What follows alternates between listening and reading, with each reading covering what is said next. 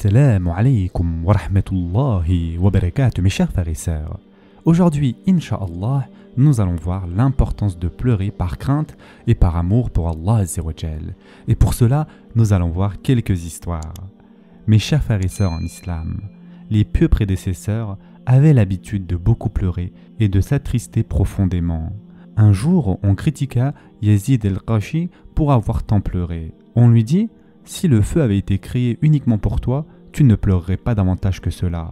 Il répondit: le feu a-t-il été créé pour d'autres que moi, mes compagnons, mes frères parmi les djinns et les humains? Qu'Allah Azza wa Jal lui fasse miséricorde, il pleurait intensément.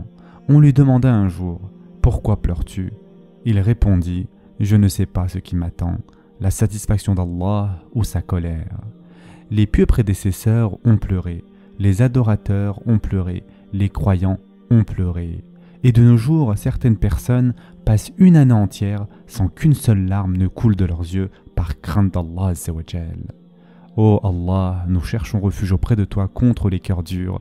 Ô Allah, adoucis nos cœurs à ton rappel. Mes chers frères et sœurs en islam, alors pourquoi nous ne pleurons pas aujourd'hui? Al-Alam a dit: je marchais avec Al-Amash et il passa devant des forgerons qui avaient sorti un morceau de fer du feu. Il s'arrêta, regarda le fer en fusion et se mit à pleurer. Il est rapporté par Tamim ad-Dari radiyallahu an qui récita ce verset: ceux qui commettent des mauvaises actions, comptent-ils que nous allons les traiter comme ceux qui croient et accomplissent les bonnes œuvres, dans leur vie et dans leur mort, comme ils jugent mal? Surat al-Jathiyah, verset 21. Il ne cessait de le répéter en pleurant jusqu'à ce que vienne le matin. On lui demanda: quelle est cette tristesse? Il répondit: malheur à toi, la mort est proche, la tombe est ma demeure, et au jour de la résurrection, je serai debout, mon chemin passant sur un pont au-dessus de l'enfer, et je ne sais pas ce qu'il adviendra de moi. Ibn Zakariya décrivait Habib ibn Muhammad, un de ses voisins, en disant: chaque soir, je l'entendais pleurer. Chaque matin, je l'entendais pleurer. Je suis allé donc voir sa femme et je lui ai dit: que lui arrive-t-il? Il pleure le matin et le soir. Elle répondit: par Allah, le soir venu, il craint de ne pas vivre jusqu'au matin, et le matin venu, il craint de ne pas vivre jusqu'au soir. Muaz radiallahu an pleurait également abondamment. On lui demanda: qu'est-ce qui te fait pleurer? Il répondit: parce qu'Allah ne prend que deux types d'âmes. L'une ira au paradis, l'autre dans le feu, et je ne sais pas dans quelle catégorie je serai. Al-Hassan al-Basri pleurait aussi. On lui demanda: pourquoi pleures-tu? Il répondit: j'ai peur que demain Allah me jette dans le feu et ne se soucie plus de moi. Mes chers frères et sœurs en islam, un exemple frappant est celui d'un homme que peu auraient imaginé pleurer par crainte d'Allah Azza wa Jal. Il s'agit bien évidemment de Omar ibn al-Khattab radiallahu an. Il était connu pour sa force, sa fermeté et son intransigeance en matière de foi. Pourtant, Abdullah ibn Abbas radiallahu an dit que deux traits noirs étaient visibles sur son visage, dus aux larmes abondantes qu'il versait. Il craignait tellement Allah Azza wa Jal qu'il disait: si quelqu'un annonçait du ciel que tous entreront au paradis sauf une personne, je craindrais que ce soit moi.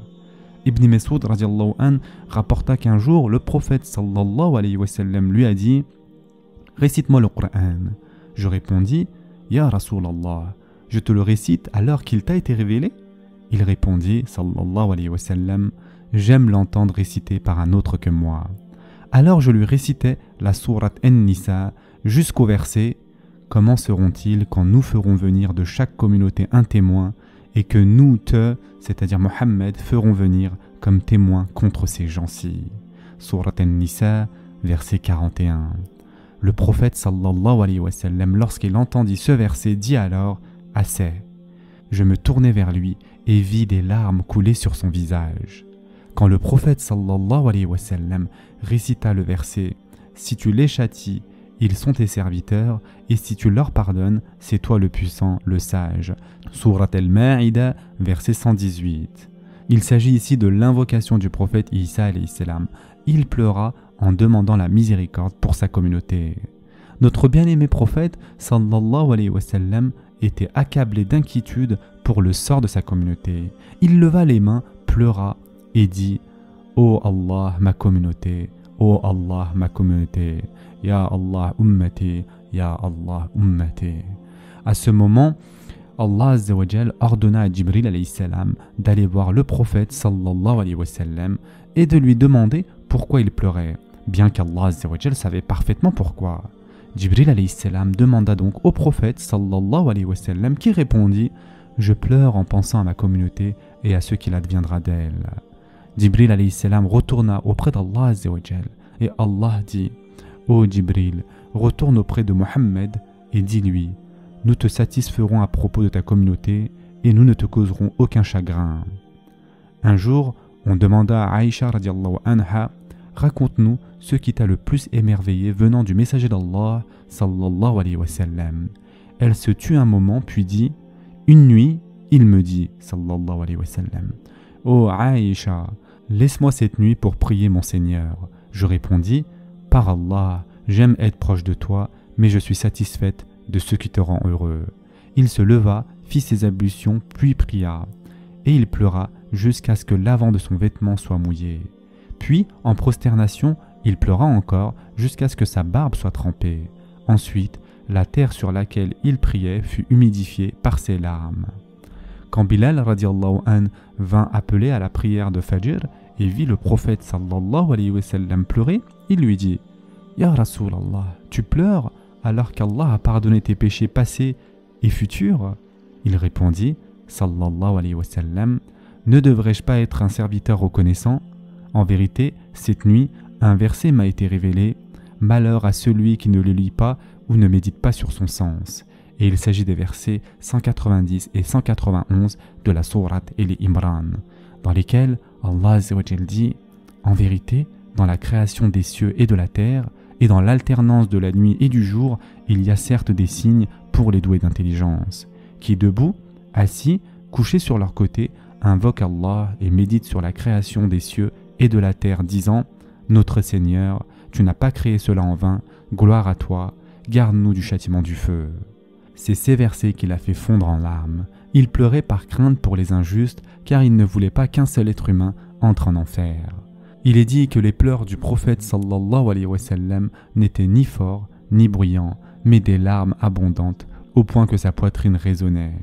Il pleurait parfois par miséricorde pour un défunt, par crainte pour sa communauté ou encore par crainte d'Allah. En écoutant le Coran, ses pleurs étaient mêlés d'amour, de crainte et de révérence. Quand son fils Ibrahim mourut, ses yeux coulèrent de larmes et il dit « Les yeux pleurent, le cœur est affligé et nous ne disons que ce qu'Allah agrée. Ô Ibrahim, nous sommes vraiment attristés par ta perte. » Quelqu'un demanda un jour à un savant « Comment puis-je devenir une personne qui pleure par reconnaissance envers Allah Azza wa Jal ?» Il répondit « Les larmes naissent de la réflexion. Lorsque le cœur réfléchit, les larmes coulent. » Pleurer arrive quand on se rappelle donc combien Allah Azza wa Jal nous a comblés de bienfaits et combien nous lui désobéissons. Nous ne pourrons jamais rendre à Allah Azza wa Jal ce qu'il nous donne et pourtant nous commettons sans honte des péchés, grands et petits, médisance, usure, mauvais comportement envers la famille, mensonges, ostentation et tricherie. Se rappeler cela et se souvenir de la miséricorde d'Allah Azza wa Jal devrait nous faire pleurer. Se rappeler sa puissance qu'il pourrait nous détruire pour notre désobéissance, mais qu'il choisit la miséricorde. Rappelons-nous aussi comment Allah Azza wa Jal nous met à l'épreuve, puis ouvre des issues pour nous, soulage nos fardeaux, et malgré tout, nous désobéissons encore, profitant de sa clémence. Il a été rapporté par Abu Hurayra radiallahu an que le messager d'Allah sallallahu alayhi wa sallam a dit « Un homme qui pleure par crainte d'Allah n'entrera pas en enfer tant que le lait ne retournera pas dans la mamelle. Et la poussière du combat dans le sentier d'Allah ne cohabitera jamais avec la fumée de l'enfer. » Le lait qui retourne dans la mamelle est une métaphore de l'impossible, tout comme dans ce verset où Allah Azza wa Jal dit « Pour ceux qui traitent de mensonges nos enseignements et qui s'en écartent par orgueil, les portes du ciel ne leur seront pas ouvertes, et ils n'entreront au paradis que quand le chameau pénètre dans le chat de l'aiguille. Ainsi rétribuons-nous les criminels. » Sourate Al-Araf, verset 40. Mes chers frères et sœurs en islam, les pieux prédécesseurs ont pleuré, les adorateurs ont pleuré, les croyants ont pleuré. Et aujourd'hui, certains passent une année entière sans verser une seule larme de crainte d'Allah Azza wa Jal. Certaines personnes ne sont même pas capables de verser une seule larme pour nos chers frères et sœurs palestiniens, pour nos chers frères et sœurs qui souffrent dans le monde. Ô Allah, protège-nous des cœurs durs. Ô Allah, adoucis nos cœurs à ton rappel. Alors pourquoi nous ne pleurons pas aujourd'hui, mes chers frères et sœurs? Parce que la dureté de nos cœurs est trop grande. Nos cœurs sont accrochés à ce bas monde, ils se sont endurcis et nos yeux sont devenus secs. Il a été rapporté d'après Abu Hurayra radiallahu anhu que le prophète sallallahu alayhi wa sallam a dit « 7 seront ombragés par Allah le jour où il n'y aura d'ombre que la sienne, et un homme dont les yeux se remplissent de larmes lorsqu'il se souvient d'Allah dans la solitude. » Mes chers frères et sœurs en islam, nous sommes éloignés de notre Seigneur. Si nous étions proches de lui, nos cœurs ne se seraient pas endurcis.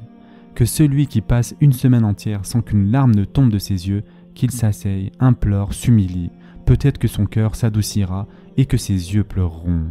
Et s'il ne pleure toujours pas, qu'il ouvre le livre d'Allah Azza wa Jal, qu'il réfléchisse à ces versets avec soumission et humilité. S'il pleure, craint, s'humilie, il aura réussi. Mais s'il reste dans l'état du cœur dur, alors qu'il s'enferme dans une pièce sombre et qu'il pleure sur son propre état, car son cœur est mort. Ce sera tout pour aujourd'hui. En attendant, prenez soin de vous mes chers frères et sœurs, et à très prochainement, Inch'Allah.